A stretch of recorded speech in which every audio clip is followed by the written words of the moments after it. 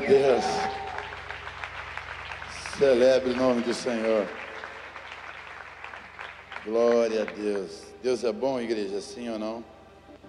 Queridos, nós teremos o culto Hiro no dia 26. Culto Hiro no dia 26.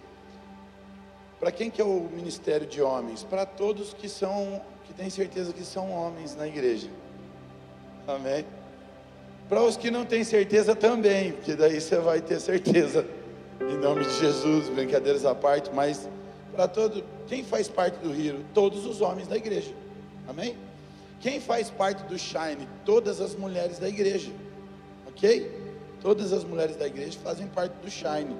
Então não é que você está no ministério e eu não vou participar do Shine. Não, você tem que participar do Shine, porque você é mulher, você tem que participar do Shine.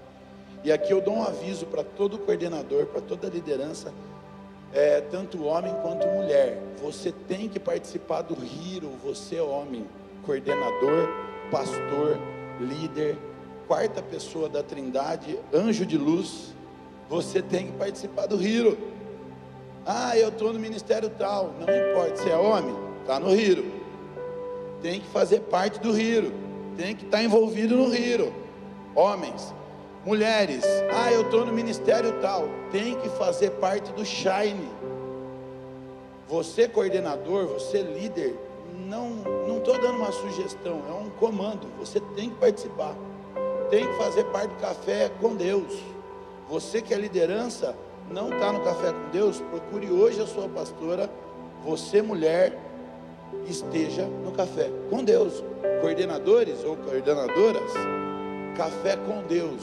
Amém? Ixi, olha o silêncio da morte. Vou repetir. Mulheres primeiro. Você, mulher, faz parte do Shine.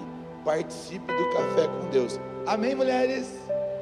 Essas mulheres daqui são maravilhosas. Agora os homens, vai tremer.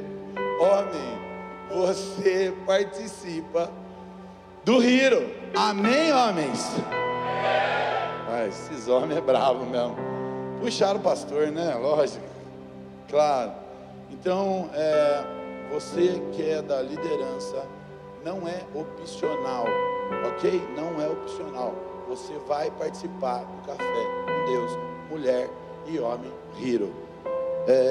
Acho que está chegando. Pode pôr mais um pouquinho aqui. Eu tenho saído rouco todo culto. Todo culto tem saído rouco. Deus tem feito maravilhas, e nós temos vivido milagres de Deus o tempo todo. Eu nunca vivi um tempo de tanta pressão espiritual, muita pressão espiritual.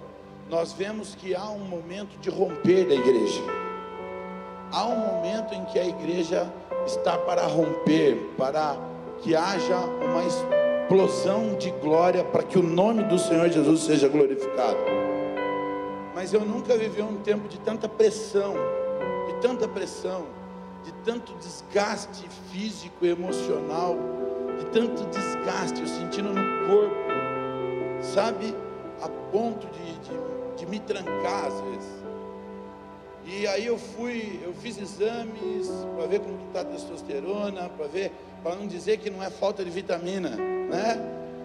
E não, eu entendo que é espiritual, e o inimigo tenta.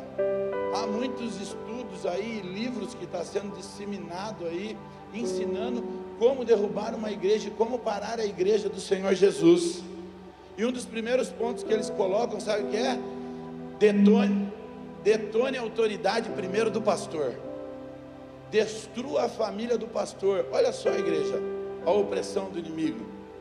Não estou falando para você sentir dó, ninguém é digno de ter dó não, ninguém é coitadinho aqui não, tá? Não é para você ficar com dó, é para você se posicionar como um filho, é para você se posicionar como cristão, é para você se posicionar como alguém que entendeu o chamado. Sabe como que o inimigo quer trabalhar? Tirando a autoridade do líder. Sabe como que ele tira a autoridade do líder? Não é ele aparecendo de tridente, de olho, de chifre. Não. através da fofoca, através da mentira, através da degradação. Com pequenas palavras e com pequenas pontadinhas, é onde ele vai minando. Ele quer minar. Mas nós somos uma igreja sarada e curada pelo sangue de Jesus. Nós somos livres em nome de Jesus. O inimigo não tem poder sobre a sua vida. Amém, igreja? Você é livre. E tanto isso é prova que o mover que está nesse culto hoje, a presença de Deus que está nesse culto hoje, desde o começo do culto na adoração, sabe por que está esse mover aqui, essa adoração, esse poder de Deus aqui, essa glória que nós estamos sentindo? Você vai falar para o seu irmão aí, que todos nós viemos com o mesmo intuito de adorar a presença do nosso Senhor. Amém, queridos? Fala para o seu irmão, você veio para adorar, por isso que o Senhor está presente. Você veio para render adoração e glórias a Deus, por isso Deus está presente. Por isso há manifestação do Espírito. Fala para ele, você está prestes a romper, está prestes a viver o maior milagre da sua vida. Fala para ele, está prestes a viver o maior milagre da sua vida. Algo sobrenatural está sendo preparado pelo céu para a sua vida. Você pode exaltar o nome do Senhor, em nome de Jesus?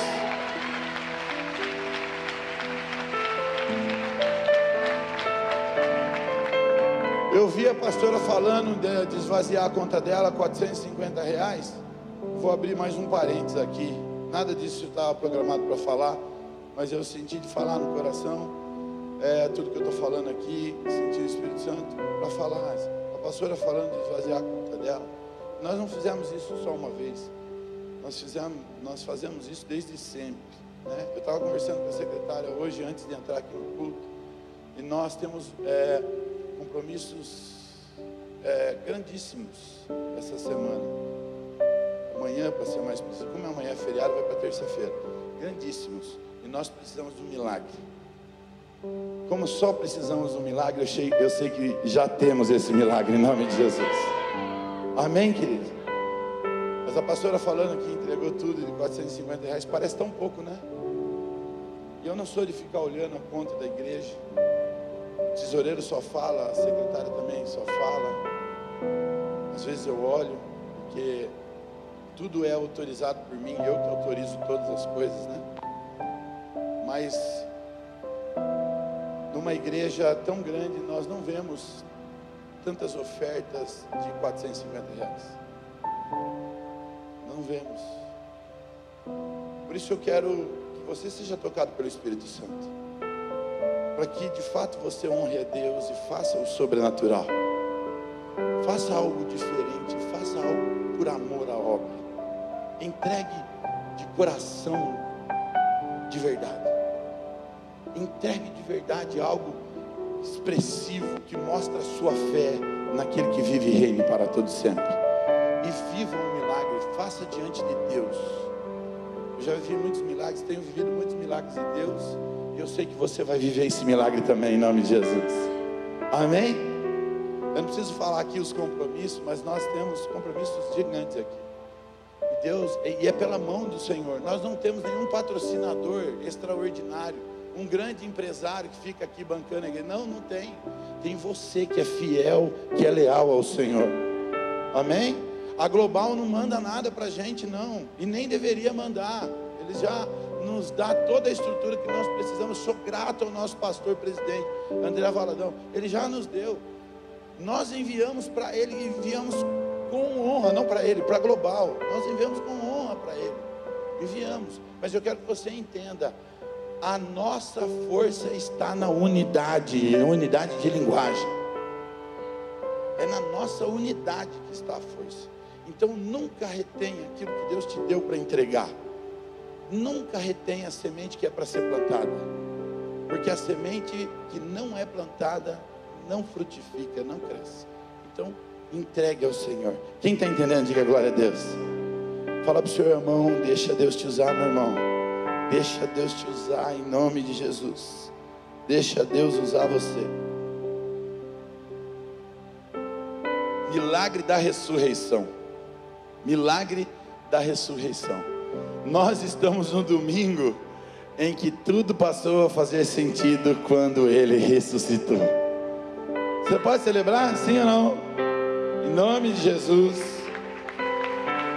Eu quero trazer um contexto para você do início até a cruz. O início até a cruz. A queda do ser humano, a queda do homem e da mulher. Através da queda entra o pecado no mundo. Em Gênesis capítulo 3. O ser humano foi criado para viver em comunhão com Deus. Ok? Em aliança com Deus. Sem culpa, sem dor e sem morte. Fala para ele, sem culpa, sem dor e sem morte. Fala para a pessoa aí. Mas, ao escolher a desobediência, o homem rompeu essa aliança. O pecado entrou junto com essa desobediência e trouxe a morte, trouxe a separação do homem e Deus, separou, e aí houve a condenação eterna. Condenação eterna. E com isso, o que precisava? Precisava de redenção. Precisava de alguém que se colocasse no seu lugar, que pagasse o seu preço, que perdoasse os seus pecados, para que houvesse novamente a redenção. Por quê? Porque o salário do pecado é a morte. Está escrito em Romanos capítulo 6, versículo 23. O salário do pecado é a... Salário do pecado é a... E o diabo é um patrão que cobra isso, né? Deus não tem esse salário para você. Deus tem vida eterna para você. Amém, queridos? Aí Deus tem uma promessa para nós. Deus já tinha um plano. Em Gênesis capítulo 3, versículo 15. E porei inimizade entre você e a mulher. Ele te ferirá a cabeça. Mesmo no momento de queda, Deus não deixa de ter um plano. Na verdade, Ele já tinha um plano, né? Deus pensa e anuncia um Salvador. Ele já anuncia logo depois do pecado, que uma semente viria de uma mulher para esmagar a cabeça da serpente. Deus já promete e já declara, ó, vai levantar um que vai nascer da mulher, que vai esmagar a cabeça da serpente. Então toda a Bíblia, ela vai relatar a partir daí a história de como Deus vai trazer um Salvador, de como as coisas vão acontecer, de como Ele está construindo o plano de salvação. Ele nos dá sinais.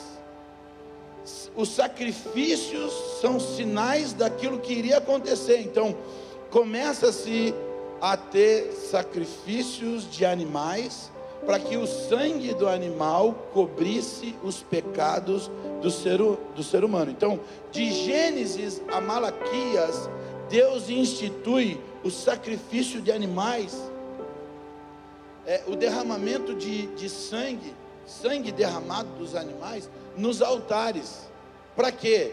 Para que o pecado fosse encoberto, não fosse retirado, não fosse perdoado, mas era encoberto.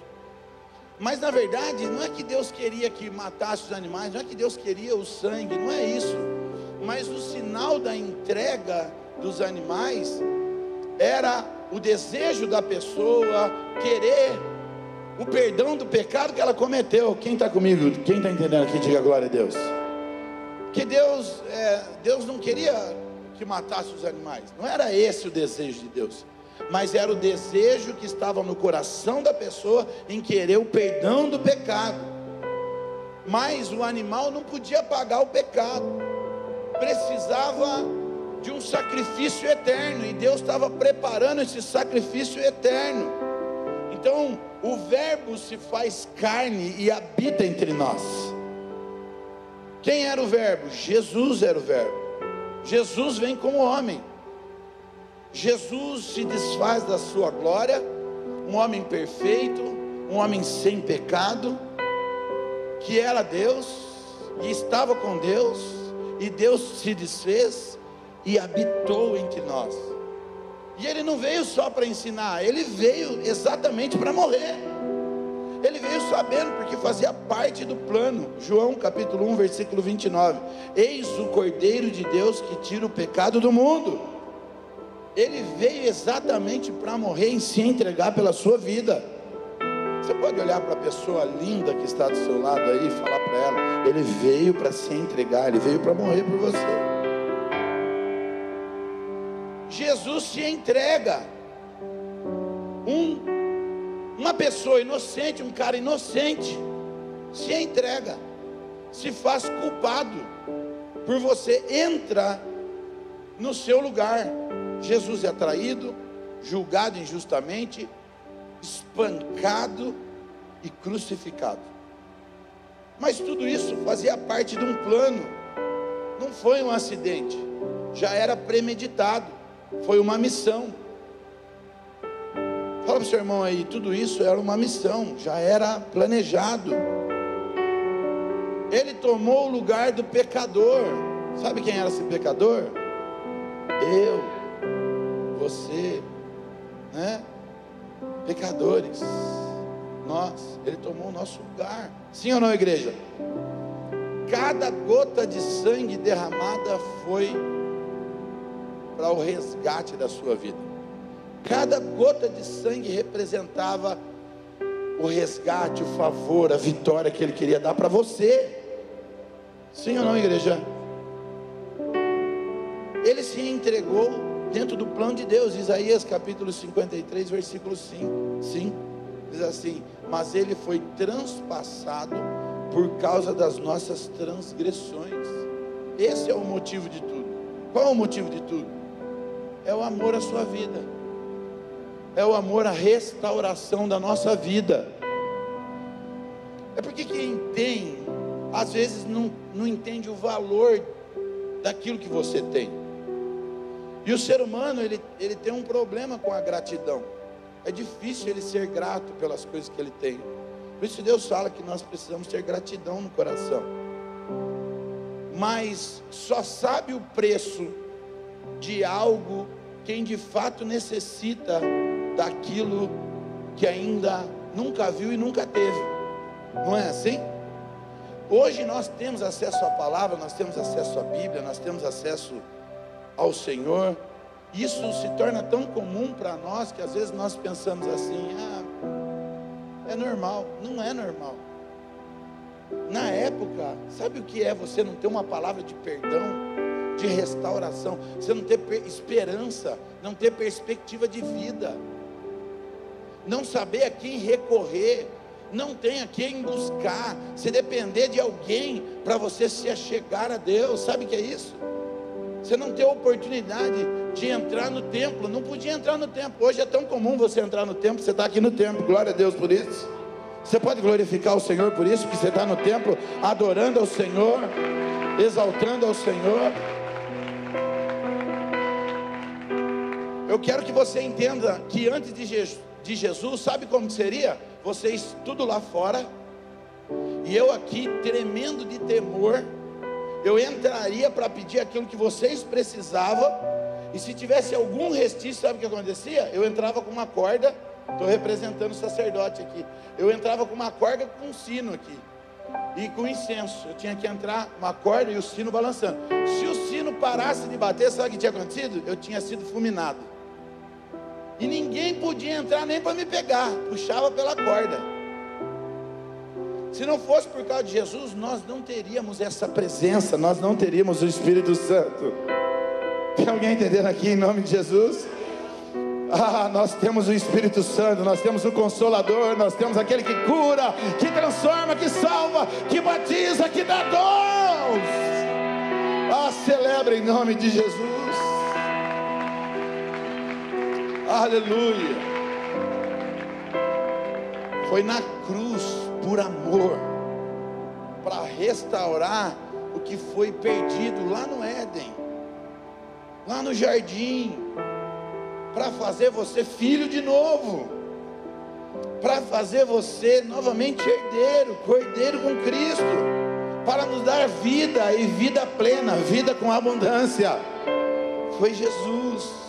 João 3,16, porque Deus amou o mundo de tal maneira que deu o seu Filho unigênito, para que todo aquele que nele crê não pereça, mas tenha vida eterna. Vida eterna, meu irmão. Vida eterna. A cruz, agora chega o momento da cruz. Jesus enviado, se fez carne, enviado, se entregou, cumprindo o plano, sem pecado, sem culpa, foi mal. Agora chega o momento da cruz, o fim da morte, mas o início da vida. Em nome de Jesus, amém? É o início da vida. A cruz é o altar onde o céu pagou a dívida da terra. A cruz foi o caminho onde o céu encontrou para pagar a nossa dívida, para liberar a gente para poder adorar, exaltar, para cancelar a nossa condenação. Agora a cruz abre o caminho, agora a cruz abre os céus, agora a cruz rasga o véu e dá livre acesso. Aleluia. Você pode adorar o Senhor. Agora você tem acesso. Agora os céus estão abertos. Por isso nós precisamos crer. Ele ressuscitou para que você também ressuscite. Agora nós iremos ressuscitar. Eu quero começar a pregar dizendo que o túmulo foi aberto não para Jesus sair, mas para você e eu entrarmos. Então a pedra removida não foi para que Jesus fosse ressuscitado, porque Jesus não precisava que a pedra fosse tirada para ele ressuscitar, ele já havia ressuscitado. A pedra precisava ser rolada e tirada da frente do túmulo, sabe por quê? Para que eu e você pudéssemos entrar e contemplar a glória e o milagre que aconteceu. Sim ou não, igreja? Sabe para quê? Para ver que a morte perdeu, que a culpa caiu, as coisas agora vão entrar no lugar, a esperança venceu, o mestre pagou, e agora ele tem poder sobre a morte e sobre a vida. Sim ou não, igreja? Então, o motivo da cruz foi o amor que ele tem por você, não o dever. Não era um dever. Jesus não foi forçado a morrer por você. Jesus não foi obrigado a morrer. Ele se entregou por amor. Ele se entregou porque ele sentiu compaixão. A cruz não foi um acidente de percurso no plano, foi um ato de graça, foi um ato de favor, um planejamento desde a fundação, desde o início. Cada gota de sangue derramada gritava: eu amo você. Cada gota dizia: eu libero perdão sobre a sua vida, eu posso pagar o que você deve, eu posso abrir o caminho para você passar, eu te dou vida, vida e vida com abundância. Cada gota derramada. A ressurreição é a prova de que do plano que deu certo, a prova do perdão que ele derramou sobre você. Se Jesus ficasse na cruz, ele só seria apenas um exemplo de sofrimento. Em alguns lugares ainda Jesus está na cruz. Nós até podemos usar a cruz, usamos a cruz, mas a cruz vazia está. Ele não está mais na cruz. A nossa lembrança não tem que ser mais somente ele na cruz, tem que ser que ele ressuscitou e abriu. Hoje é o dia que nós celebramos a ressurreição. A ressurreição de Jesus grita: seu passado não tem mais poder sobre a sua vida. Esse é o grito da ressurreição. O véu se rasga para que ninguém mais te acuse, para que você entre no Santo dos Santos. O túmulo vazio é uma nova certidão de nascimento sendo escrita na sua vida. Quando nós olhamos para o túmulo vazio, nós vemos uma nova vida em Cristo. Está emitindo uma nova certidão. Ou seja, não vivo mais eu, mas Cristo vive em mim. Onde havia morte, agora há vida. Onde havia culpa, agora há perdão. Sim ou não, igreja? Há perdão. Onde havia fim, agora há um novo começo. Bem-vindo ao lugar de novos começos. Meu Deus, bem-vindo ao novo. Deixa eu melhorar isso. Bem-vindo ao novo. Você tem uma nova certidão. Fala para o seu irmão, você tem uma nova certidão de nascimento. Quando Jesus ressuscita, o cartório emite uma nova certidão. Agora você é fulano de tal. Depois que Jesus ressuscita, ele está dizendo: agora você é fulano de tal, filho do Deus vivo, imagem e semelhança do Criador, cordeiro, herdeiro com Cristo. Eita glória! Você pode louvar o nome do Senhor. Aleluia. Ele vive e você também pode levantar. Obrigado, querido. Vai ter que pegar o rolo inteiro. Eu já sou no normal, ainda põe blusa, né? Não, a blusa não está quente, não, é que eu suo mesmo, gente. A voz que chamou Lázaro do túmulo está chamando você hoje. Hoje é o dia em que Jesus ressuscitou, a Páscoa, passagem que a pastora estava falando, passagem do que? Da escravidão para a libertação. Então, quando Jesus ressuscita, há uma voz, aquela voz que falou para Lázaro: Lázaro, sai para fora. Hoje é o dia que ele está dizendo para você: igreja, sai para fora, sai dessa tristeza, sai dessa culpa, sai desse desespero, sai dessa vida de destruição para a vida que eu tenho estabelecido para você. Sai para o novo. Hoje é a voz de Cristo gritando: sai para viver o que eu tenho para você. Não é sobre lembrar um fato histórico, é sobre lembrar de um Deus que está vivo, que ressuscitou. É sobre viver um milagre extraordinário no dia de hoje. É sobre viver o sobrenatural. Não é um fato religioso, mas é de fato viver. Uma das coisas que mais eu repito quando eu estou conversando com qualquer pessoa de qualquer outra religião, eu digo: olha, você pode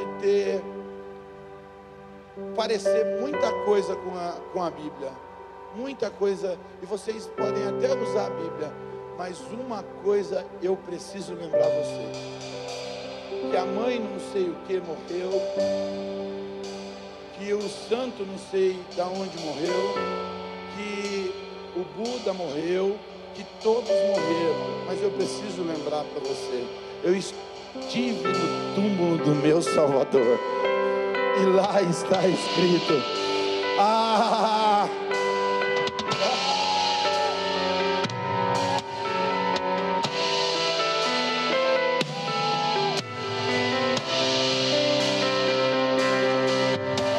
se eu fosse você, eu se colocava de pé e começava a adorar aquele que ressuscitou. Não está entre os mortos, mas ele teve vida.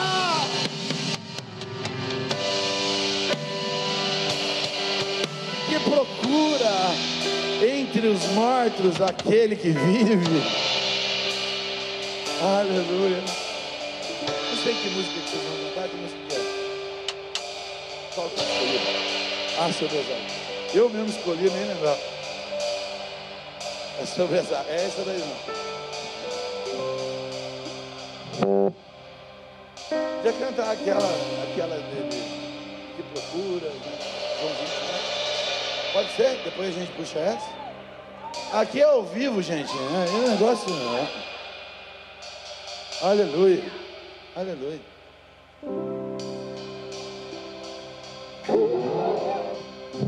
Querido, o Senhor te trouxe aqui hoje porque é o dia da sua ressurreição pessoal. Acho que você não entendeu, não. Você não entendeu, não. Você não está num dia simbólico, você não está só num dia histórico, você não está só num dia religioso. Você está num dia que o Senhor vai ressuscitar a sua vida pessoal. Vai ressuscitar a sua fé, vai ressuscitar a sua força, vai ressuscitar o seu ânimo, vai ressuscitar a sua esperança, vai ressuscitar o seu chamado, vai ressuscitar o seu ministério. A boa notícia do Evangelho é: ainda não acabou. Ele está ressuscitando aquele que estava morto, aquilo que estava apagado. Ele volta a dar luz e chama.